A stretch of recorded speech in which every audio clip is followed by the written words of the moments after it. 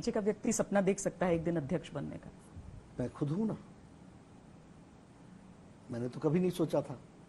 और मेरे परिवार का भी कोई पॉलिटिकल बैकग्राउंड नहीं था। मैं तो एक एकेडमिक फैमिली से आता हूं और मैंने कभी यहाँ पर इस जिम्मेवारी तक आने के लिए किसी से कहा हो या किसी से बात की हो या कोई चर्चा की हो, ऐसा कुछ नहीं है। हमें छोड़ दीजिए, अमित शाह जी के पॉलिटिकल बैकग्राउंड क्या था, वो किस पॉलिटिकल बैकग्राउंड से थे। हम सब लोग विद्यार्थी काल में एक दूसरे के साथ मिलते हुए, कंधा से कंधा मिलाते हुए, चलते हुए आज यहाँ तक हम लोग पहुँचे। नरेंद्र मोदी जी का के परिवार में कौन राजनीतिक बैकग्राउंड का व्यक्ति था? मैंने नरेंद्र मोदी जी के साथ 1989 से काम किया है।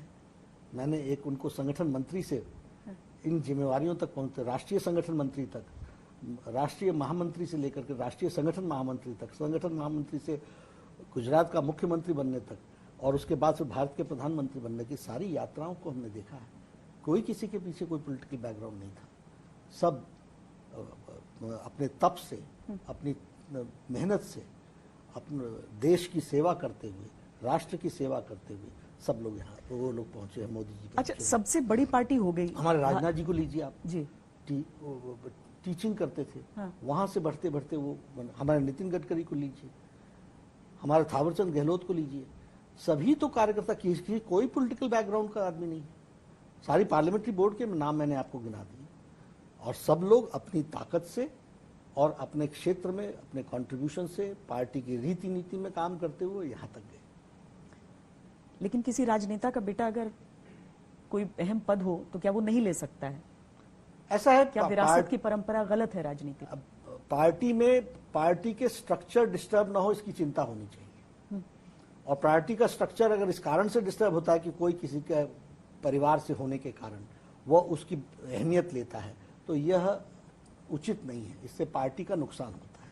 अच्छा, अगर इसलिए मैं आपके आकलन में पिछले एक साल में सरकार की सबसे बड़ी उपलब्धि आपके हिसाब से जानूं। सरकार की एक नहीं अनेकों उपलब्धियां हैं, इसलिए मैं उसको एक में कैसे, अब देखिए ना धारा 370 कैसे मैं कहूँ Shweta ji, I was a young student when I used to shout slogan, एक देश में दो निशान, दो विधान, दो संविधान नहीं बनेंगे। और मोदी 2 का की सरकार बनी, मई महीने में बनी और अगस्त महीने में धारा 370 धाराशाही हो गई। 35 से धाराशाही हो गया। अगर मैं कहूँ आज 80s के दशक से राम जन्मभूमि का विषय, और वैसे तो कहा जाए तो शताब्दियों से ये विषय चल रहा था। सुप्रीम कोर्ट ने फैसला किया, कांग्रेस पार्टी तो अड़ंगा लगा रही थी, कांग्रेस पार्टी ने तो अड़ंगा लगाया, लेकिन फैसला आया, अच्छा फैसला आया, सब लोगों ने उसको सराहा।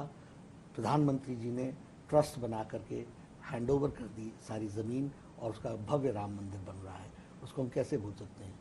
ट्रिपल तलाक इतनी बड़ी कुरीति, सुप्रीम कोर्ट की ऑब्जर्वेशन, सुप्रीम कोर्ट की रूलिंग, उसके बावजूद भी ये कुरीति से हमारी मुस्लिम बहनों के साथ, माताओं के साथ कितना बड़ा अन्याय था। लेकिन ये इसको ट्रिपल तलाक को तो ये आने वाले एक साल में आपके लिए बीजेपी का क्या गोल है? क्योंकि सबसे बड़ी पार्टी बन गई, आप केंद्र में 2 बार से सत्ता में हैं, 6 साल हो गए, राज्यों में वो आप लोगों की मौजूदगी बढ़ी है, तो अब क्या बीजेपी के लिए? सबसे पहली बात है 18 करोड़ जो हमारे मेंबर्स बने हैं उनको पार्टी के वर्कर्स फोल्ड में लाना, उनके साथ कनेक्ट करना, अपनी स्ट्रेंथ को बढ़ाना, ग्रास रूट लेवल पे हमारा काम और स्ट्रेंथेंड हो, स्ट्रक्चरली स्ट्रेंथेंड हो, इस काम को करना।